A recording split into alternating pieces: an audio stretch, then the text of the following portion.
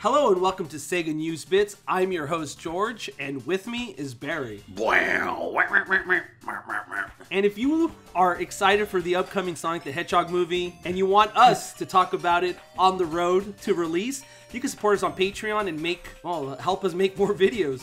So yeah, right. We always love the support, and thanks for everybody that has pledged. But let's get into the news. So we got new Sonic the Hedgehog movie news. We got the composer, which just came out of nowhere. He had an interview with Film Music Magazine, and he basically let the bag out of the cat. I mean, or is it the other way around? The other way.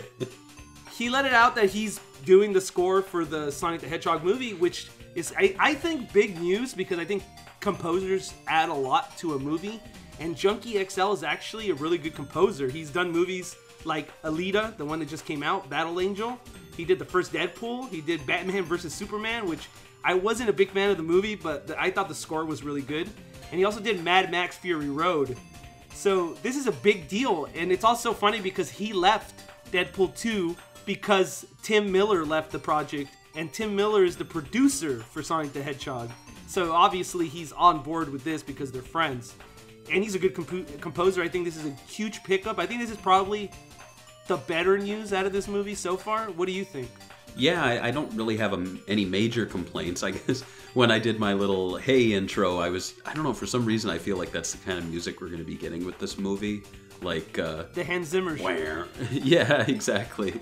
But, you know, maybe we'll get something a little more orchestral and adventurous with a little bit of, like, I don't know, techno or something. I don't have any issues. I just think we probably won't get any themes. We're not going to get the Green Hill Zone and the Sonic theme because I think there's a lot of rights issues with those. But I guess it'll be serviceable. It'll be decent. I mean, here's the thing, George. Music's always the best thing about any Sonic thing, right? Yeah, it has to be this too, right? I mean, I'm really hoping that he does do some remixes. I mean, I don't want to go into what I want to see remixed, but I think it would be pretty cool sitting in theaters and watching Junkie XL do a remix of a Sonic track that we know from our past. I think that would be really, really cool. Right. But we'll see. We'll see about that. If they did do remix, any era of Sonic they should focus on, you think? I think Sonic Adventure era, just because those are probably the fans that, you know what I mean? Like the GameCube era fans. Like, I feel like they probably will be most forgiving to this movie. I see a lot of people who are in their, you know, late teens, early 20s, and they're like, come on guys, give this movie a chance. I think it might be pretty cool. And yeah, us oldies are like, nah, And there's also something about the Sonic Adventure era soundtrack. Remember when we went to that event, the Sonic event, and I was talking to you about how I wasn't that big of the whole, I wasn't into like Crush 40 or anything, but when the band went up there and they started playing, you couldn't help but try to like sing along. Because regardless if you like it or not, it's very memorable and catchy, so even I would enjoy that. And I'm usually the hater in this part, right? Yeah, and, for sure. No, I mean, that's all we know about the movie. I think it's weird. One thing I want to, before we close this up, it's going to be a short video, but isn't it kind of weird that they didn't make a big deal like on the Sonic Twitter account? Like, they haven't even mentioned it on the Sonic movie Twitter account. Like, nobody seems to care about this movie. I'm just waiting for the press to actually start happening, right? Like the actual big reveals, and it seems like every reveal they just shrug it like, oh cool, yeah, we got that voice actor, cool.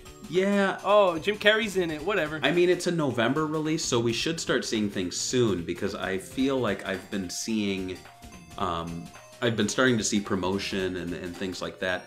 I think the big red flag is that they haven't shown Sonic off yet, and that's the star of the film.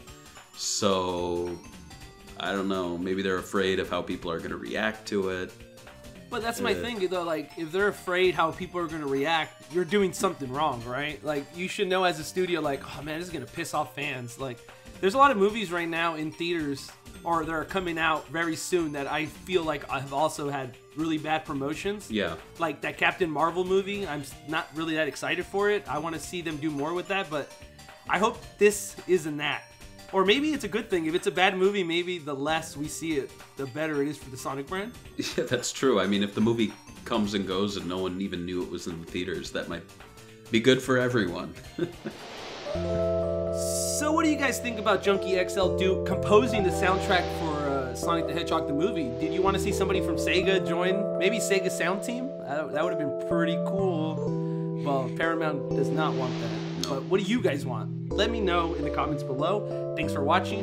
Subscribe if you haven't. See you guys in the next video. Bye.